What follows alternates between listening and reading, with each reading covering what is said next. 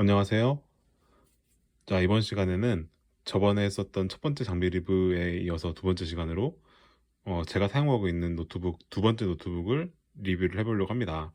이제 두 번째 노트북으로 제가 리뷰를 할 거는 여기에 보이시는 싱크패드 L14라는 제품인데요.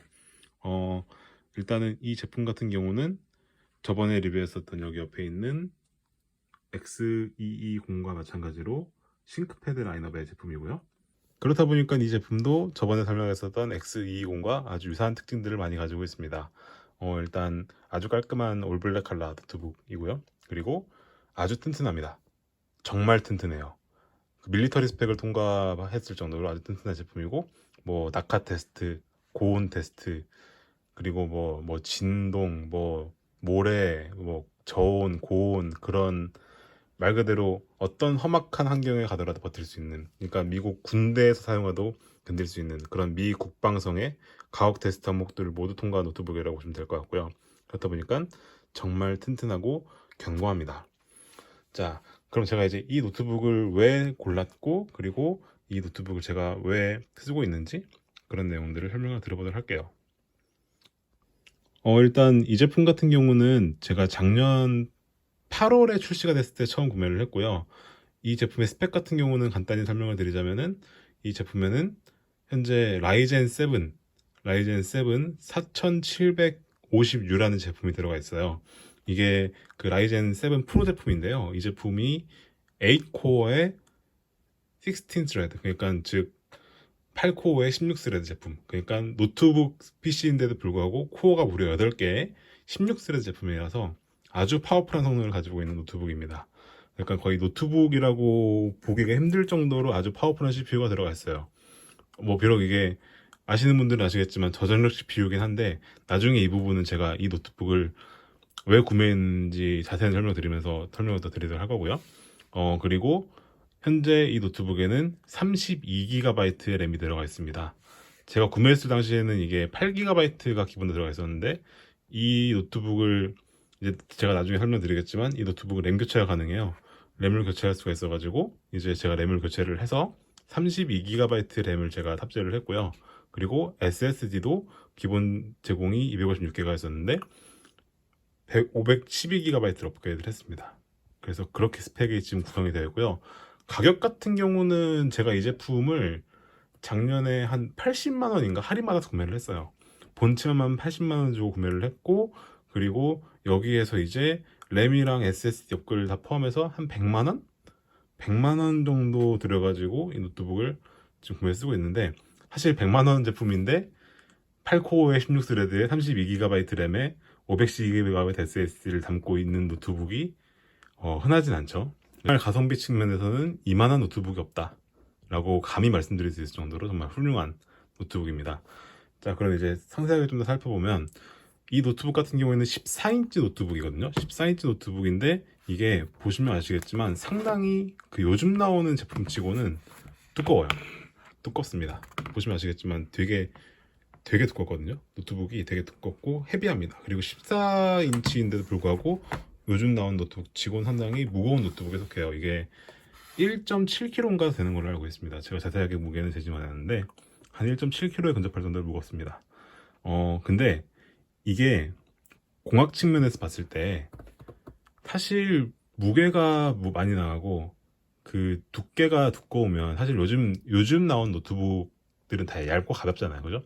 사실 얇고 가벼운 게 노트북의 스펙이다 막 그런 말씀 하시는 분들도 되게 많은데, 사실 노트북이 얇고 가벼우면 사실 이게 공학적 측면에서 봤을 때는 사실 성능이나 그런 부분이 희생이 될 수밖에 없거든요. 이게 무슨 말이냐? 일단 첫 번째 단점이 뭐냐면, 이게 제가 다음에 리뷰할 이제 맥북 에어 제품인데요. 이게 보시면 아시겠지만 맥북 에어는 진짜 얇고 가볍게 잘 만들었거든요. 보시면 아시겠지만 여기 옆에 보시면은, 네, 정말 얇습니다. 정말 얇아요. 이게 진짜 이거 두 개를 같이 놓고 비교해보면 진짜 너무 얇거든요. 그리고 이게 13인치 디바이스인데 이 14인치랑 같이 놓고 비교를 해보면 이게 카메라에 잘 담기진 않는데 이게 1인치 차이라는 게 믿기 힘들 정도로 작고, 그리고 그 정도로 이제 얇고 가벼운 제품인데, 그런 과정이 생긴 단점이 뭐냐면요, 여기 보시면 아시겠지만 포트가 정말 제한됩니다. 보시면 아시겠지만 맥북 에어 같은 경우에는 이렇게 지금 달려있는 포트가 USB Type-C 포트 두 개 달려 있거든요. 이렇게 달랑 두 개 달려 있는데 이게 어쩔 수가 없는 게 이게 이 옆에 두께가 얇기 때문에 이게 옆에 있는 포트 같은 것들이 많이 들어갈 수가 없어요. 이 사실 타입C 말고 예를 들어서 뭐 HDMI나 유선랜 포트 같은 거 그런 건 두껍잖아요, 그죠? 두꺼우니까 이게 들어갈 공간이 여기 없는 거죠. 포트가 나올 공간이 없는 거예요. 그런 단점들이 생기게 되고 그렇다 보니까는 이제 이 맥북 에어에서 뭐 다른 포트 같은 것들을 쓰려고 그러면은 필연적으로 뭐 USB 허브나 아니면은 뭐 USB 독 같은 걸 구매를 해가지고 이제 써야 되는 그런 단점들이 생기죠.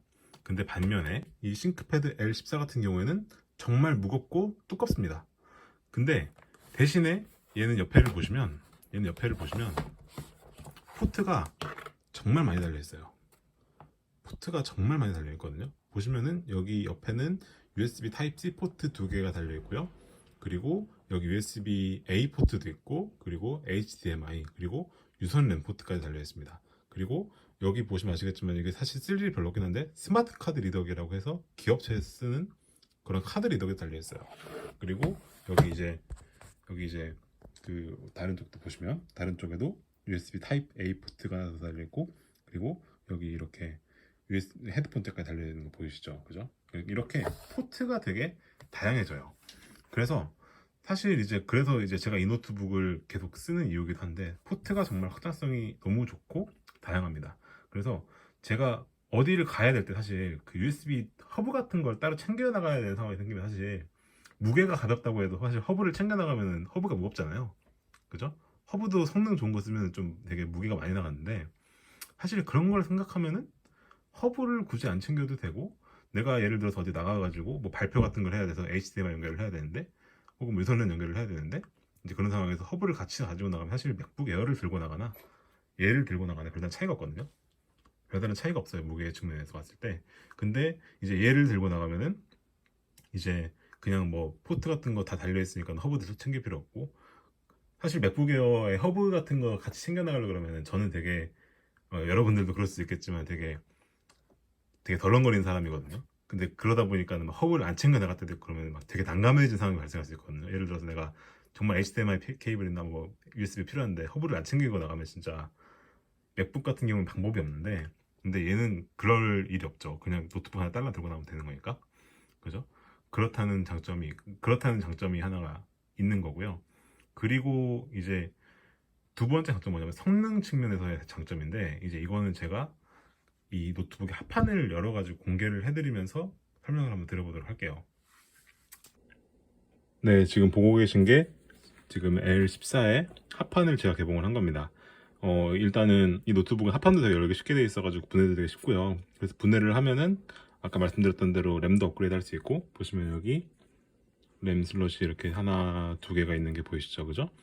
그리고 여기 보시면 아시겠지만 제가 이제 이걸 보여드리려고 연 건데, 보시면은 여기 그 울트라북인데도 불구하고 이게 펜이 되게 커요. 여기 보시면 엄청나게 커다란 펜이 하나가 달려 있고, 그리고 여기 두 개 있는 게 이제 줄이 이렇게 있는 게 히트 파이프라 그러는데 이게 열을 빼주는 애거든요.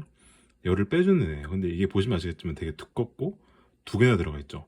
근데 이게 거의 뭐 쇠로 돼 있는 거여가지고 이게 사실 이렇게 만들려면 무게가 증가를 할 수밖에 없어요. 그러니까 여기서 제가 드리고 싶은 말씀이 나오는 건데, 사실 무게가 가벼우면 이게 그 말이 무슨 말이냐? 사실 이런 펜이나 이런 히트파이프 같은 것들이 되게 어떻게 보면은 되게 그 무거운 것들이잖아요. 그래서 경량화를 시키려다 보면 어쩔 수 없이 이런 펜이나 아니면 이런 히트파이프 같은 것도 좀 사이즈가 줄어들고, 그렇게 되면은 자연스럽게 어떻게 되냐면 성능이 희생이 될 수밖에 없죠. 즉 발열이 제어가 잘 안 되다 보니까 성능이 줄어들 수밖에 없어요. 근데 얘 같은 경우는 되게 펜도 큰 게 들어가 있고, 그리고 히트파이프도 두 개가 아주 길쭉히 들어가 있죠. 이 말이 무슨 말이냐? 쿨링이 아주 잘 된다는 겁니다.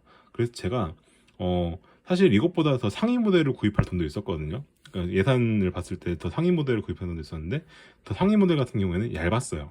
그러니까 싱크패드의 T 시리즈나 아니면 X1 시리즈 같은 거 같은 경우에는 되게 얇게 나오거든요. 얇게 나오고, 그리고 T 시리즈 같은 경우는 그 X1보다는 좀 더 두껍긴 한데 그래도 이 L 시리즈보다는 좀 얇았어요. 그러다 보니까 이게 여기 보시면 아시겠지만 여기 얘 같은 경우에는 램 슬롯도 두 개 달려 있어가지고 업그레이드가 되는데, 상위 모델 같은 경우에는 그 램 슬롯이 하나밖에 없거나 아예 그냥 다 납땜돼 있었거든요. 그러니까 업그레이드가 안 됐었어요. 근데 저 같은 경우에는 램이 32기가 필요했습니다. 그래서 이제 램이 교체가 가능한 모델을 찾다 보니까 이제 이 모델로 가게 된 거고, 그리고 겸사겸사 CPU 성능도 전 되게 중요했었거든요. 저는 개발자다 보니까. 그리고 그 데이터 분석을 하다 보니까 가끔 가다가 CPU를 되게 많이 써야 될 상황들이 생길 수가 있는데, 이제 그런 상황에서 그 CPU의 성능을 제대로 받쳐줄 수 있는 쿨링 시스템이 갖춰진 게 얘였어가지고, 그러니까 저한테 누군가 와가지고 얘가 어떻게 보면 하위 모델이긴 한데 그 상위 모델이랑 같은 값을 주고 어떤 거 살래라 물어봤어. 전 이거 샀을 것 같아요. 그 정도로 사실 무게가 많이 나가고 두께가 두꺼운 게 사실 이렇게 일장일단이 있는 거다 라는 말씀을 드리고 싶어가지고 제가 이렇게 합판을 개봉해서 보여드린 거였습니다. 자, 이제 여기 보시면은 이제 이게 그 SSD 업그레이드 SSD고요. 그리고 여기 또 한 가지 더 이제 또 아주 그 무게가 무거워지는 거에 대한 아주 장점이 나오는데, 여기 보시면 아시겠지만 여기 포트들 보이시죠? 여기 있는 게 이제 포트들인데, 보시면 아시겠지만 여기 다 강철로 다 보강이 돼 있어요. 이렇게 이게 포트가 이렇게 되어 있는 것들이 이게 없는 것들이 많거든요. 근데 이런 포트가 이렇게 강철로 물려 있는 게 보이시죠? 아주 단단한 강철로 물려 있거든요. 이러면 포트가 정말 어지간하면 고장이 안 나요. 그러니까 노트북에서 가장 고장이 많이 나는 부분 중 하나가 이제 이런 포트 같은 데다가 내가 뭔가를 꼽고 뺄 때, 이제 그런 걸 할 때 이 포트에 이게 뭐 뒤틀림이 생긴다거나 해가지고 이렇게 고장나는 경우가 되게 많은데, 보시면 얘 같은 경우에는 되게 단단한 강철에 물려 있습니다. 아주 단단한 강철에 물려 있어요. 이거 거의 비틀어도 비틀리지 않을 정도로 아주 단단한 강철에 물려 있거든요.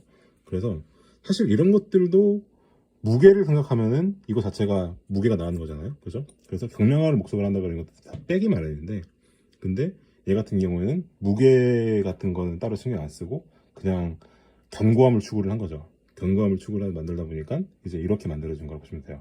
사실 그러니까 무게가 많이 나가고 두께가 두꺼운 게 이게 과연 단점인가 라는 생각이 들 수 있어요. 왜냐면은 어떻게 보면 소비자 입장에서는 이런 걸 달아줄 수 있는 건데 무게를 줄이려고 안 달아준 거거든요. 근데 이게 내 목적에 따라서는, 예를 들어서 저 같은 경우는 노트북을 포함한 모든 장비들을 좀 막 다루는 경향이 있거든요. 제가 좀 성격이 좀 급한 편이어가지고 막 좀 그런 성격인데, 근데 그러다 보니까 노트북 같은 것도 되게 좀 막 다루는 경향이 좀 있는데, 저 같은 사람한테는 사실 무게가 그렇게 무게가 한 0.2, 3kg 가벼운 게 그렇게 중요한 거 아니고, 그냥 이렇게 강철로 보강해주면 훨씬 더 좋거든요. 그러면 이거 훨씬 더 견고하게 쓸 수 있고, 그러다 보니까. 그래서 전 이 노트북을 진짜 그냥 막 씁니다. 이 노트북을 그냥 막 써요. 그냥 정말 말 그대로 그냥 맥북 같은 경우에는 파우치 같은 데 넣어가지고 다니고 막 그러는데, 얘는 그냥 그런 거 없이 그냥 막 씁니다. 그래서 그냥 이건 진짜 말 그대로 전투용 노트북으로 이걸 좀 쓰고 있고요. 이제 그러면은 다시 합판을 조립한 다음에 이제 실제로 부팅을 시켜서 이제 안의 모습을 좀 보여드리도록 할게요. 이제 다시 합판을 조립하고 이제 본체를 열었습니다. 보시면 아시겠지만은 키보드는 이렇게 생겼고요. 저번에 리뷰했었던 X220에 비해서는 키보드가 이게 14인치인데도 불구하고 레이아웃이 좀 더 작은 게 보이시죠? 그죠? 이거를 이제 우리가 6열 키보드라고 그러는데, 얘 같은 경우에는 6열 키보드가 들어가 있는데, 키보드 타입감 자체는 얘도 정말 좋습니다. 얘도 X220의 시리즈 노트북에 들어간 키보드만큼은 아니지만, 얘도 타이핑이 정말 좋은 쪽에 속해요. 정말 쫀득쫀득하고, 정말 타이핑할 때마다 타이핑을 하고 싶어지는 그런 키보드라고 보시면 됩니다. 그리고 여기 보시는 트랙 포인트, 저번에 설명드렸던 그거죠, 그죠?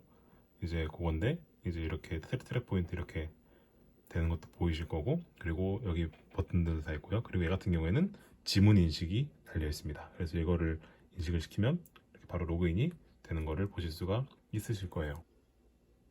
네, 이렇게 부팅이 됐고요. 저 같은 경우에는 이 L14에는 지금 윈도우 10을 깔아서 사용하고 있습니다. 윈도우 10을 깔아 사용하고 있고요. 주로 그러면은 이 노트북을 어디에 쓰느냐? 일단은 저 같은 경우에는 발표를 하러 갈 일이 되게 많아요. 어딘가에 PT를 하러 갈 일이 되게 많고, 그리고 어디에 강연 같은 걸 하러 갈 때 가끔 가다가 있는데, 이제 그럴 때 이 노트북을 챙겨갑니다. 이 노트북 같은 경우에는 아까 설명드렸다시피 따로 허브가 필요 없을 정도로 포트가 많아요. 정말 포트가 많고, 그리고 정말 제가 이 노트북을 언제 어떻게 들고 나가더라도 이 노트북에 담겨있는 자료는 무사할 거다 믿음이 있거든요. 그러니까 이게 밀스펙을 받은 제품이다 보니까 정말 제가 어떤 상황에 처했어도 정말 제가 어디 가다가 길가에 노트북을 떨궈도 이 노트북은 멀쩡할 것이다 라는 그런 믿음이 있어가지고 이제 이 노트북을 그런 발표 장소 같은 데 갈 때 주로 사용하고요. 그리고 또 제가 회사에서 일을 하다 보면은 문서 작업을 해야 할 때가 되게 많아요. 뭐 가끔 가다가 뭐 정부 관련된 기관들이나 뭐 관공서 같은 그런 데 일을 할 때나 그럴 때는 필연적으로 이제 뭐 익스플로러를 써야 될 때도 있고 혹은 뭐 한글을 써야 될 때도 있죠. 문서 작업을 하다 보면은 이제 그런 일을 할 때 이제 주로 이 노트북을 사용을 하게 될 때가 많고요. 그리고 가끔씩 개발도 이걸로 합니다. 요즘 윈도우즈도 이제 그 WSL이라고 해서 리눅스가 약간 그 가상 머신 비슷하게 서포트 되는 것들이 있죠. 그러다 보니까는 뭐 윈도우에서 터미널 들어가서 뭐 할 수도 있고 그리고 뭐 비주얼 스튜디오 코드 같은 거 열어서 코딩할 수 있는 거니까 이제 그럴 때 이제 이 노트북을 주로 활용을 합니다. 그리고 제가 이 노트북에 지금 스펙이 A코어 16스레드 그리고 32기가 램이라고 말씀드렸잖아요. 그렇다 보니까는 이제 정말 그 GPU가 필요한 그런 딥러닝 모델이 아닌 이상이야 어지간한 모델링 여기서 다 할 수 있어요. 그러니까는 뭐 저는 데이터 사이언티스트로도 일을 하고 있으니까 뭐 가끔 가다가 뭐 XG 부스트나 아니면은 뭐 그런 CPU 인텐시브한 그런 모델링들을 해야 될 때 가끔 가다가 있는데 정말 얘에다가는 그 GPU가 필요한 모델이 아니면 어지간한 걸 다 넣어도 정말 훌륭하게 처리를 해줍니다. 얘가 그 비록 그 울트라북 CPU라고 해서 그 4750U라는 제품이 들어가 있는데 이게 기본적으로 저전의 CPU긴 한데요. 근데 아까도 보여드렸다시피 얘는 정말 쿨링 시스템이 너무 훌륭하다 보니까는 사실 일종의 오버클럭을 할 수 있거든요. 그 노트북에서도 오버클럭을 하는 그런 툴들이 있는데 그래서 그런 툴을 써가지고 부스트 클럭을 높일 수가 있어요. 그래서 제가 그런 모델링을 할 때는 일부러 그 오버클럭킹 툴을 켜가지고 이 CPU에 넣는 와트를 원래 기본적으로 얘가 15와트 정도를 먹는데 한 45와트 정도를 먹게 만들면 뭐 과장 좀 보태서 어지간한 데스크탑에서 돌리는 것과 비슷한 성능이 나올 수 있습니다. 그래서 이제 그런 용도로 이제 이 노트북을 주로 쓰고요. 딥러닝을 할 때는 사실 GPU를 써야 되는데 사실 딥러닝 요즘에 하는 거는 그 회사에서 있는 그런 워크스테이션 하나 있어가지고 거기에서 주로 딥러닝을 하고 이제 CPU가 주로 필요한 작업을 할 때는 이제 여기서 간단하게 돌리거나 혹은 뭐 GPU를 써야 되는 딥러닝 모델이긴 한데 좀 간단하게 테스트 차원에서 돌려볼 때는 사실 이제 이 CPU가 워낙에 빠르다 보니까는 돌려보는 차원에서는 아주 그냥 차고 넘치는 그런 사양이다 보니까 여기서 딥러닝도 가끔가다 합니다. 뭐 GPU를 써야 되는 수준이 아니면은 그 정도도 충분히 되더라고요. 그래서 그런 용도로 활용을 하고 있어요. 이 노트북은 다 좋은데 크게 두 가지가 좀 아쉬운 부분이 있는데요. 일단은 첫 번째로 이 디스플레이가 정말 그렇게 좋은 퀄리티 디스플레이가 아닙니다. 제가 이것 말고 메인으로 쓰고 있는 노트북이 이제 맥북인데 맥북 에어인데 그 맥북 에어의 디스플레이를 보다가 이 디스플레이를 보면 정말 역체감이 너무 심합니다. 이게 그 1080p 그러니까는 그 풀 HD 디스플레이고 이게 그렇게 좋은 스펙의 디스플레이가 아니에요. 심지어 제가 이거를 그 원래 디스플레이가 너무 별로여가지고 그 디스플레이를 제가 별도로 갈았거든요. 좀 더 좋은 디스플레이로 교체를 했는데도 불구하고 별로 스펙이 그렇게 좋지 못합니다. 맥북의 레티나 디스플레이에 비해서 정말 너무나도 별로인 디스플레이다 보니까 이제 그런 데서 오는 역체감 그게 이제 단점이 될 것 같고요. 그리고 이제 두 번째 단점은 뭐냐면 두 번째 단점은 맥북보다 배터리가 그렇게 오래 가지 않습니다. 맥북보다는 배터리가 그렇게 오래 가지 않아요. 그렇다는 단점이 있습니다.